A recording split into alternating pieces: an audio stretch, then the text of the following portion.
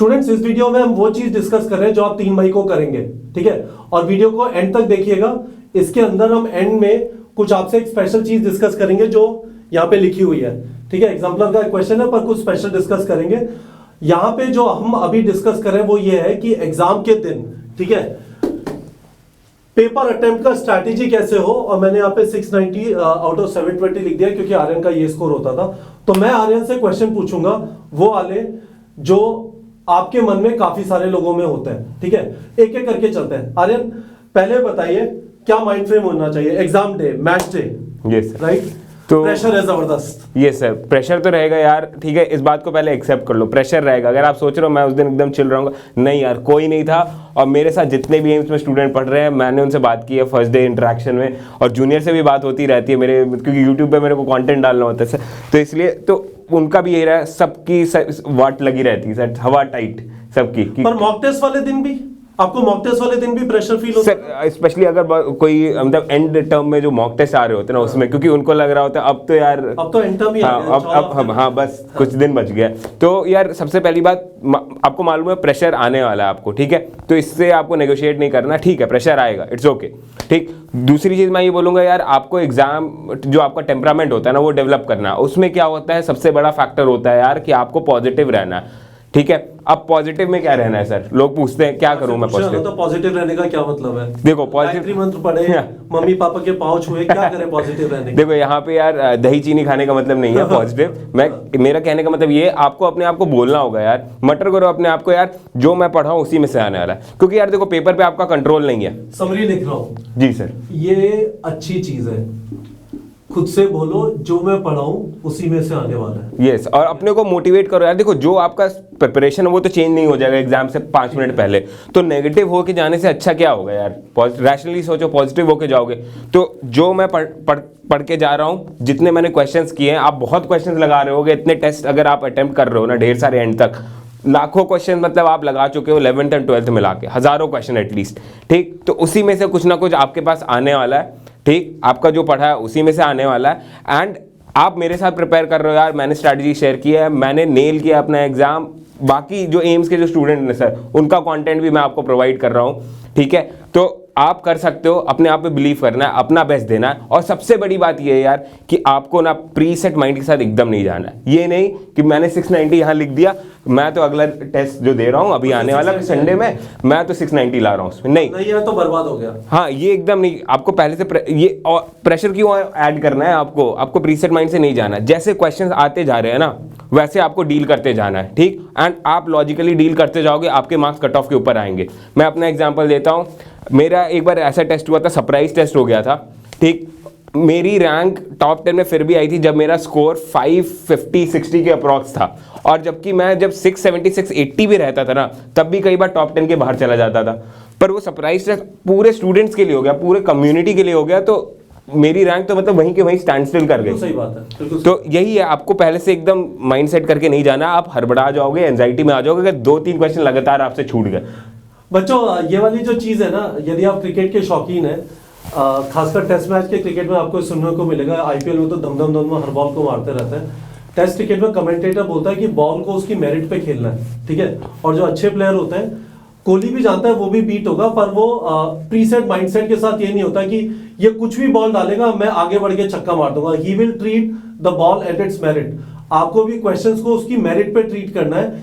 ये सोच के मत चाहिए कि डाइजेशन एब्जॉर्प्शन का कोई भी कहीं से भी क्वेश्चन आ गया मैं कर दूंगा। हो सकता है बहुत मुश्किल आ जाए और हो सकता है रोटेशन मोशन का बहुत ही सिंपल सा सवाल आ जाए। जी, तो आप क्वेश्चंस को उस समय ही डील करो, उसी समय सोचो कि आप कितना कर सकते हो कि नहीं, ठीक है। तो आपने एग्जाम से घुसने से पहले ये आपका माइंड में ऐसे चल रहा हो, अब एग्जाम चालू हो गया है, ठीक है। किस सीक्वेंस में अटेम्प्ट करते थे? सर मैं ये बताना चाहूंगा आपको सभी स्टूडेंट्स, प्लीज जो मैं बोल रहा हूँ हार्ड एंड फास्ट नहीं है, ठीक है। मैंने मोस्ट ऑफ द टॉपर्स को देखा, मैंने खुद ये किया, बायो, केमिस्ट्री और फिजिक्स। और केमिस्ट्री में भी ऑर्गेनिक इनऑर्गेनिक, फिजिकल और फिजिक्स जो है ना, मतलब क्योंकि न्यूमेरिकल पार्ट है, उन दोनों कंपोनेंट को मैं साथ रखना चाहता था। आर्यन ये चीज बताइए, कुछ लोग हो सकता है मुझे कहें कि मैंने आपके बारे में आपके वीडियो में कहीं देखा और मैंने ये वाली सीक्वेंस हमारे चैनल पे, हम we have been shouting this sequence for last 4 months।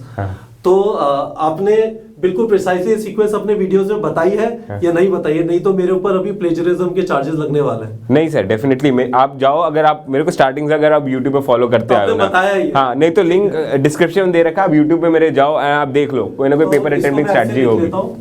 Bio, ठीक है जी सर। उसके बाद ऑर्गेनिक, इनऑर्गेनिक जी, और क्योंकि इससे टाइम बच रहा है, इनमें कैलकुलेशन नहीं है। जी जी जी, सबसे बड़ा की फैक्टर यहाँ क्या है, आप इनको अटेम्प्ट करोगे ना यार, मैं अभी आपको बताता हूँ कितना टाइम आपको देना चाहिए। फिजिकल केमिस्ट्री, फिर फिजिक्स, बायोलॉजी, ऑर्गेनिक। बायोलॉजी में जो है आपको यार आपकी अपर लिमिट 50 मिनट्स होनी चाहिए, उसमें से आप जितना टाइम बचा लो शिफ्ट करना है आपको फिजिकल केमिस्ट्री और फिजिक्स के लिए, मतलब समझ रहे हो आप, ये रफली 50 मिनट्स है। ऑर्गेनिक इनऑर्गेनिक के लिए आप कह सकते हो, मतलब पूरे केमिस्ट्री के लिए मैं बोलूँ तो 50 मिनट्स है, ठीक है। तो इसको 20 से 25 मिनट जी सर, 25 मिनट लिख देता हूँ, 25 minute, 30 question.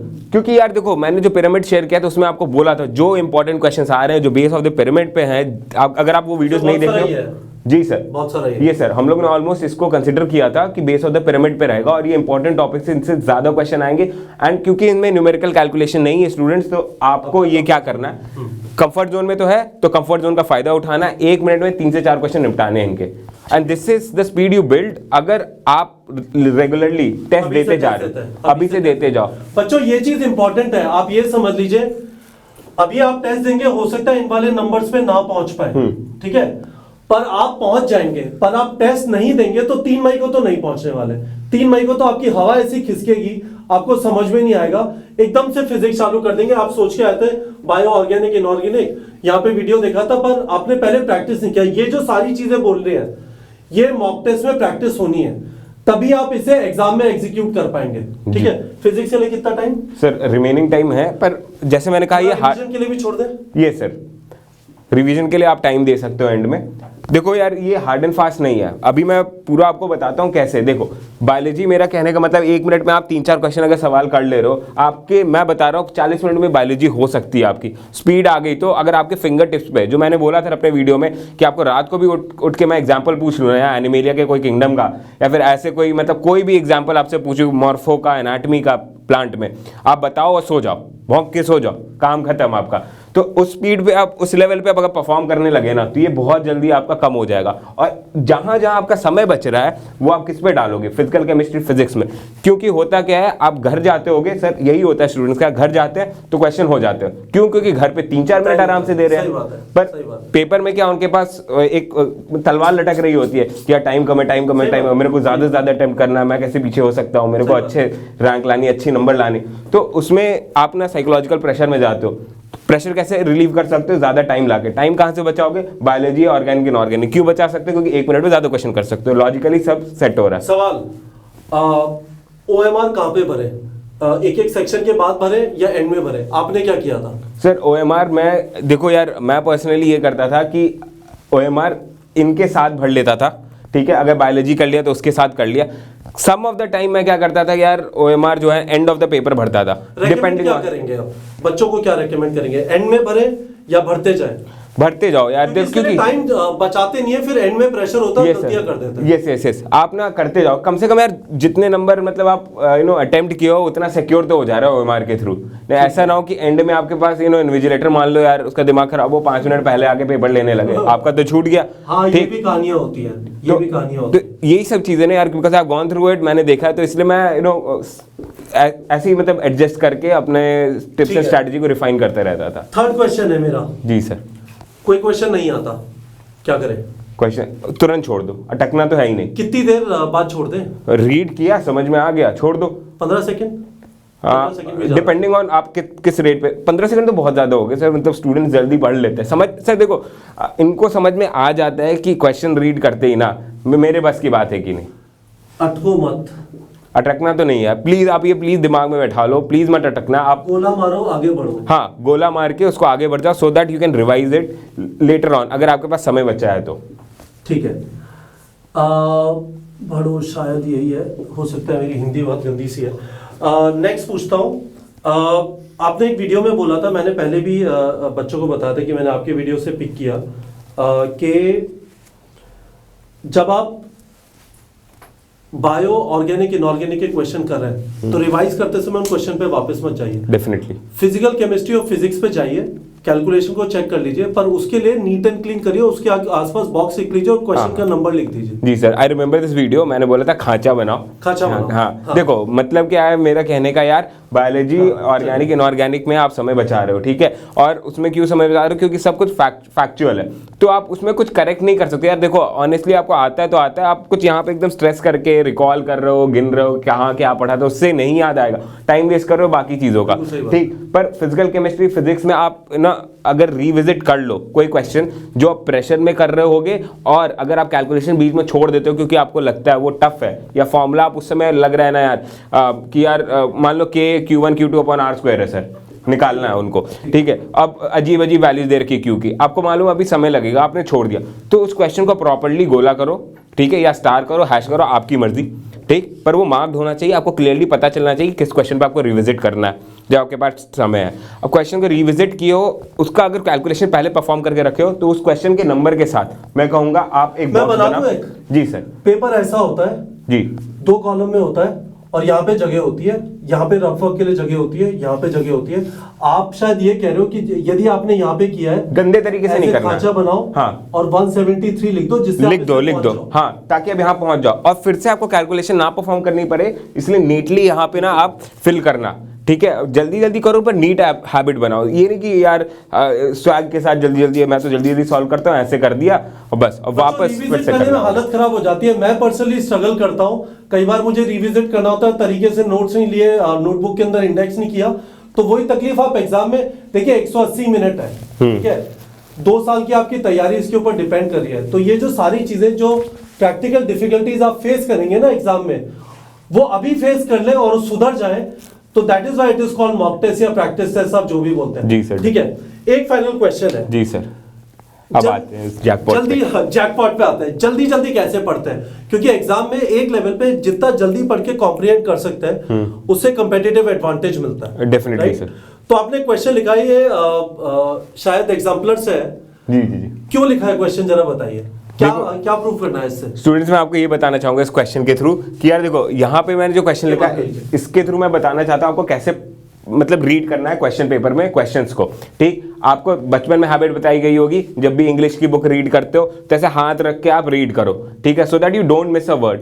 The same thing you have to do here. आप अगर यार सुपरफिशियली रीड करते हो, आप पक्का देखते हो आप वर्ड स्किप करोगे, ठीक है। जहां नजर को या इंपॉर्टेंट वर्ड दिखा वो उसको पिकअप करता है, बड़े वर्ड, इंपॉर्टेंट वर्ड्स, ठीक है, छोटे वर्ड्स मिस हो जाते, और वो छोटे वर्ड्स बहुत इंपैक्टफुल हो सकते हैं, जहां पे अभी एक्सप्लेन होगा आपको, ठीक है। अब देखो, तो आपको क्या करना है, आपको ऐसे रीड करना है, listed below are the hormones of anterior pituitary origin, except, जहां पे आपको कोई भी वर्ड दिखे ऐसा, एक्सेप्ट, इनकरेक्ट, रॉन्ग, जिससे क्वेश्चन का मीनिंग ही बदल जा रहा है। अगर आप डायरेक्टली हड़बड़ी में पढ़ते हो ना, पहला ऑप्शन देखोगे आपके दिमाग में 1 मिनट में 4 क्वेश्चन कर रहे हैं, ग्रोथ हार्मोन, काम खत्म, आपका तो गया। एक्सेप्ट पे हमें जाना था और यहाँ पे आंसर आप जानते हो यार कि ऑक्सीटोसिन है, ठीक है, एक्सेप्ट वाला आंसर। पर आप क्या करोगे, which of the following is anterior pituitary origin का हार्मोन, आपने टिक मार के आ गया, आपका हो गया गलत। Apart from this except thing, आपको और क्या ध्यान रखना होता है, यूनिट्स आपके सीजीएस में और एसआई में कई बार मिक्स करके दे देते हैं। दूसरी चीज, आपको सारे ऑप्शंस एक बार ग्रेज करने ही है, उससे आपको आइडिया ही लग जाता है कि क्या आंसर होगा। कई बार आपका सीजीएस एसआई में ऑप्शंस मिक्स्ड होते हैं, तो उसी से आपके 2 ऑप्शन एलिमिनेट, या फिर एक्सपोनेंशियल जो फैक्टर होता है आपका ना, पावर, उसमें नेगेटिव, आपको मालूम है नेगेटिव में पावर नहीं हो सकता, तो आपका आंसर ऐसे ही नैरो डाउन हो जाता है, ठीक है। तो बच्चों देखिए, ये ऐसे है ना, तो आप पेन पेपर एग्जाम दे रहे हैं हमारे साथ, ठीक है, ऑनलाइन टेस्ट नहीं देना है। आप पेन पेपर की आदत डाल लीजिए, क्योंकि आपको पेन पेपर, ओएमआर, ये सारे ओएमआर मिला लेंगे ना, 15 मिनट के आसपास खर्च हो जाता है बबल भरने में, ठीक है। तो आपको ओएमआर की प्रैक्टिस करनी है। आर्यन ये बोल रहा है ऐसे ऐसे करके पढ़ो, लिटरली आपकी उंगली मूव करनी चाहिए पेपर, हाँ, फटाफट आदत डाल लो यार प्लीज, मतलब है ना, this is what mock test is about.